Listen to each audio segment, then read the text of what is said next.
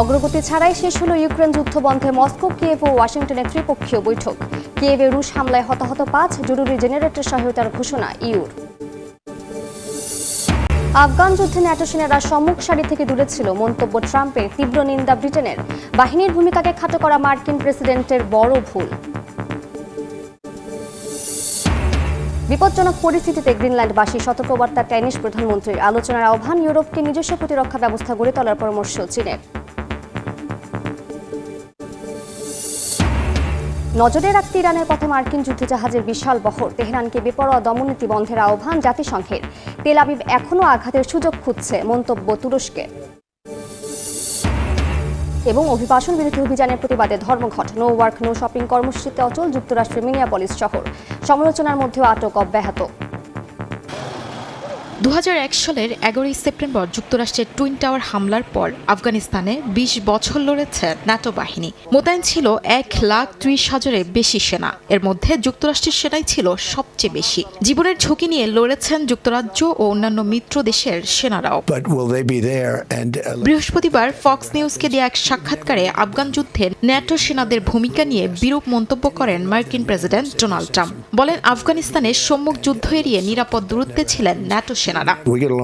আমাদের কখনো ন্যাটোর প্রয়োজন হয়নি। আফগানিস্তানে কিছু সেনা পাঠিয়েছিল, কিন্তু তারা সামনের সারি থেকে একটু দূরে ছিল। তবে আমরা ইউরোপ এবং অন্য দেশের প্রতি খুব ভালো আচরণ করেছি। মার্কিন প্রেসিডেন্টের এমন মন্তব্যের পরপরই যুক্তরাজ্যের রাজনীতিবিদ ও যুদ্ধ ফেরত সেনাদের মধ্যে দেখা দিয়েছে তীব্র প্রতিক্রিয়া। ট্রাম্পের মন্তব্যকে মর্যাদাহানিকর আখ্যা দেন কনজারভেটিভ নেতা কেমি বাদেনোচ। বলেন, এ ধরনের অযাচিত মন্তব্যে মিত্রদের মধ্যে শক্তিশালী সম্পর্কের বাঁধ আলগা করে দেয়। আর লিবারেল ডেমোক্রেট নেতা এড ডেভি বলেন, যুক্তরাজ্যের প্রধানমন্ত্রী কিয়ার স্টারমারের উচিত ট্রাম্পের কাছে ক্ষমা দাবি করা। স্থানীয় সময় শুক্রবার ডোনাল্ড ট্রাম্পের মন্তব্যকে অপমানজনক ও নিন্দনীয় মন্তব্য করেন ব্রিটিশ প্রধানমন্ত্রী কিয়ার স্টারমার। বলেন, ট্রাম্পের এমন মন্তব্যে যুদ্ধে যারা নিহত বা আহত হয়েছেন তাদের স্বজনদের কষ্ট পাওয়া অস্বাভাবিক নয়। আমরা আফগানিস্তানে আমেরিকানদের পাশে দাঁড়িয়ে আমাদের মূল্যবোধের জন্য লড়েছি। সেই লড়াইয়ে অনেকে প্রাণ হারিয়েছেন বা ভয়াবহভাবে আহত হয়েছেন। ব্রিটিশ ও ন্যাটো সেনাদের ভূমিকাকে খাটো করা মার্কিন প্রেসিডেন্টের জন্য বড় ভুলের একটি। ইউরোপের বিভিন্ন দেশের সাবেক সেনারাও ট্রাম্পের বক্তব্যের কড়া প্রতিবাদ জানিয়েছেন। তাদের দাবি, আফগানিস্তানে মার্কিন বাহিনীর পাশে লড়াই করতে গিয়ে শত শত সহযোদ্ধা প্রাণ হারিয়েছেন। মার্কিন প্রতিরক্ষা দফতরের তথ্য অনুযায়ী আফগানিস্তানে 2,460 জন মার্কিন সেনা, 457 জন ব্রিটিশ সেনা, 150 জন কানাডীয় সেনা ও 90 ফরাসি সেনা নিহত হন। ইউক্রেন রাশিয়া যুদ্ধ বন্ধে প্রথমবার ত্রিপাক্ষিক বৈঠক করেছে মস্কো, কিয়েভ ও ওয়াশিংটন। স্থানীয় সময় শুক্রবার সংযুক্ত আরব আমিরাতের রাজধানী আবুধাবিতে রুদ্ধদ্বার এ বৈঠক অনুষ্ঠিত হয়। তবে আলোচনার বিষয় আনুষ্ঠানিকভাবে জানানো হয়নি। বৈঠক চলাকালে সাংবাদিকদের কাছে পাঠানো বার্তায় ইউক্রেনের প্রেসিডেন্ট ভলোদিমির জেলেনস্কি বলেন, বৈঠকে যোগ দেয়া ইউক্রেনের প্রতিনিধিদের সঙ্গে যোগাযোগ রয়েছে তার। এর আগে এই বৈঠককে যুদ্ধবন্ধের পদক্ষেপ বলে আশাবাদ তুলে ধরেন জেলেনস্কি। বৈঠক চলাকালে ইউক্রেনের ঝাপুরিঝিয়া অঞ্চলে রাশিয়ার হামলায় বেশ কয়েকজন হতাহত হয়েছেন। অন্যদিকে রাশিয়ার পেনজা অঞ্চলে একটি তেল ডিপোতে হামলার দাবি করেছে ইউক্রেনীয় সেনারা। রাশিয়ার বিমান হামলায় ইউক্রেনের বিদ্যুৎ ব্যবস্থা ভেঙে পড়েছে। কিয়েভে তীব্র ঠান্ডা ও অন্ধকারে হাজার হাজার পরিবার। এ অবস্থায় কিয়েভকে জরুরি জেনারেটর সহায়তার ঘোষণা দিয়েছে ইউরোপীয় ইউনিয়ন। অন্যদিকে ফ্রান্স একটি আন্তর্জাতিক বৈঠক আয়োজনের প্রস্তুতি নিচ্ছে, যেখানে শীতের তীব্রতা থেকে ইউক্রেনীয়দের রক্ষায় বিশ্ব সম্প্রদায়কে সহায়তার আহ্বান জানানো হবে। গ্রিনল্যান্ডের রাজধানী নুকে যান ডেনমার্কের প্রধানমন্ত্রী ম্যাটে ফ্রেডেরিকসন। এ সময় তিনি বলেন, বিপজ্জনক পরিস্থিতিতে আছেন গ্রিনল্যান্ডবাসী। একই দিনে গ্রিনল্যান্ড ইস্যুতে নাটকীয়তা কমানো উচিত জানিয়ে ড্যানিশ পররাষ্ট্রমন্ত্রী লার্স লোকে রাসমুসেন বলেন, গ্রিনল্যান্ড নিয়ে যুক্তরাষ্ট্রের সঙ্গে ভবিষ্যতের আলোচনায় শান্তিপূর্ণ প্রক্রিয়া প্রয়োজন। জানান, স্থানীয় সময় বৃহস্পতিবার ড্যানিশ ও মার্কিন কূটনীতিকরা ওয়াশিংটনে বৈঠক করেছেন এবং ভবিষ্যতের কৌশলের একটি পরিকল্পনাও করেছেন। স্থানীয় সময় শুক্রবার রোমে জার্মান চ্যান্সেলর ফ্রেডরিক মের্জের সঙ্গে দ্বিপাক্ষিক বৈঠকের পর সাংবাদিকদের সঙ্গে কথা বলেন ইতালির প্রধানমন্ত্রী জর্জিয়া মেলোনি। জানান, যুক্তরাষ্ট্রের সঙ্গে ঘনিষ্ঠভাবে কাজ করতে চায় ইতালি। গ্রিনল্যান্ড ও ন্যাটোর কৌশল নিয়ে ট্রাম্পের সঙ্গে সমন্বয় করতেও আশাবাদ জানান মেলোনি।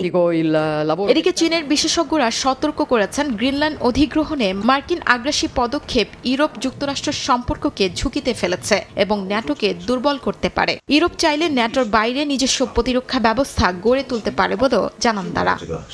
স্থানীয় সময় বৃহস্পতিবার মার্কিন প্রেসিডেন্ট ডোনাল্ড ট্রাম্প তেহরানকে সতর্ক করে বলেন, বিক্ষোভকারীদের হত্যা বা পারমাণবিক কর্মসূচি পুনরায় শুরু হলে বিপদ হতে পারে। হুঁশিয়ারি দিয়ে জানান, ইরানের উপর চাপ বজায় রাখতে মার্কিন নৌবাহিনীর বিশাল বহর উপসাগরের পথে রয়েছে। রয়টার্স জানায়, অতিরিক্ত বিমান প্রতিরক্ষা ব্যবস্থাও পাঠানোর পরিকল্পনা রয়েছে, যা ইরানের যে কোনো হামলা থেকে মার্কিন ঘাঁটিগুলো রক্ষা করতে গুরুত্বপূর্ণ ভূমিকা রাখবে। স্থানীয় সময় শুক্রবার জেনেভায় জাতিসংঘের মানবাধিকার প্রধান ইরানকে সতর্ক করে বলেন, বিক্ষোভকারীদের উপর বেপরোয়া দমননীতি বন্ধ করতে হবে। মানবাধিকার পরিষদের জরুরি বৈঠকে তিনি বলেন, কিছু দেশ চাইছে ইরানে মানবাধিকার লঙ্ঘনের প্রমাণ সংগ্রহ করুক জাতিসংঘ, যাতে ভবিষ্যতে আইনি ব্যবস্থা নেওয়া যায়। একই দিনে তুরস্কের পররাষ্ট্রমন্ত্রী হাকান ফিদান টেলিভিশন সাক্ষাৎকারে সতর্ক করে বলেন, ইসরায়েল এখনও ইরানকে আঘাত করার সুযোগ খুঁজছে। এমন পদক্ষেপ মধ্যপ্রাচ্যকে আরও অস্থিতিশীল করে তুলতে পারে। এর আগে বৃহস্পতিবার ফোনালাপ করেন তুরস্ক ও ইরানের প্রেসিডেন্ট। এ সময় রিসেপ তাইপ এরদোগান বলেন, ইরানে বিদেশি হস্তক্ষেপের বিরুদ্ধে তুরস্ক।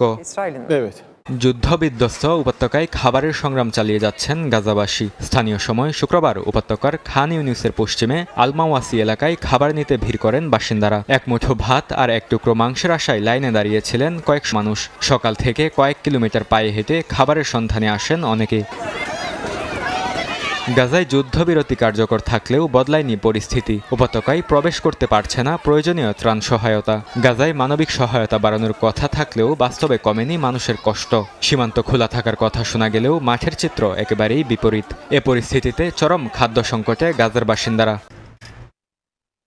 জাতিসংঘ প্রতিনিধি বলছেন, গাজার জন্য সবচেয়ে জরুরি কাজ জটিলতা কমিয়ে উপত্যকায় ত্রাণ প্রবেশের পথ খুলে দেয়া। মানবিক সহায়তা কার্যক্রম ও পুনর্গঠন একসঙ্গে চালাতে হবে। পশ্চিম তীরের অবস্থাও গুরুতর। গেল এক বছরে 3টি শরণার্থী শিবির ধ্বংস করেছে ইসরায়েল। অভিযানের নামে দমনপীড়ন, হত্যার ঘটনা চলছেই। জাতিসংঘের ফিলিস্তিনি শরণার্থী বিষয়ক ত্রাণ সংস্থা বলছে, তীব্র অভাব ও গৃহহীন হয়ে পড়েছে মানুষ। বরকতুল্লাহ, সময় সংবাদ। ধ্বংসস্তূপে পরিণত হওয়া গাজাকে পর্যটন নগরীতে পরিণত করতে চায় যুক্তরাষ্ট্র, যেখানে থাকবে আকাশচুম্বী ভবন, বিমানবন্দর, সমুদ্র বন্দর সহ বিশাল শিল্পাঞ্চল এলাকা। মার্কিন প্রেসিডেন্ট ডোনাল্ড ট্রাম্পের গাজা শান্তি পরিষদের অধীনে উপত্যকাকে রূপান্তরের রূপরেখা তুলে ধরা হয়েছে সুইজারল্যান্ডের দাভোসের আয়োজিত বিশ্ব অর্থনৈতিক ফোরামে। ইসরায়েলি আগ্রাসনে ধ্বংসস্তূপে পরিণত হয়েছে গাজা। দখলদার বাহিনীর হামলায় উপত্যকাটির 81% স্থাপনা ক্ষতিগ্রস্ত বা ধ্বংস হয়েছে। বাস্তুচ্যুত হয়েছে লাখ লাখ মানুষ। স্থানীয় সময় বৃহস্পতিবার সুইজারল্যান্ডের দাভোসে বিশ্ব অর্থনৈতিক ফোরামের মঞ্চে গাজাকে নতুন করে গড়ে তোলার পরিকল্পনার কথা জানায় যুক্তরাষ্ট্র। এতে ভূমধ্যসাগরীয় উপকূলে আকাশচুম্বী ভবন, পর্যটন অঞ্চল, আবাসিক এলাকা ও শিল্পাঞ্চল গড়ে তোলার নকশা দেখানো হয়। পাশাপাশি পরিকল্পনায় আরও বলা হয়, প্রায় 21 লাখ মানুষের জন্য ধাপে ধাপে নতুন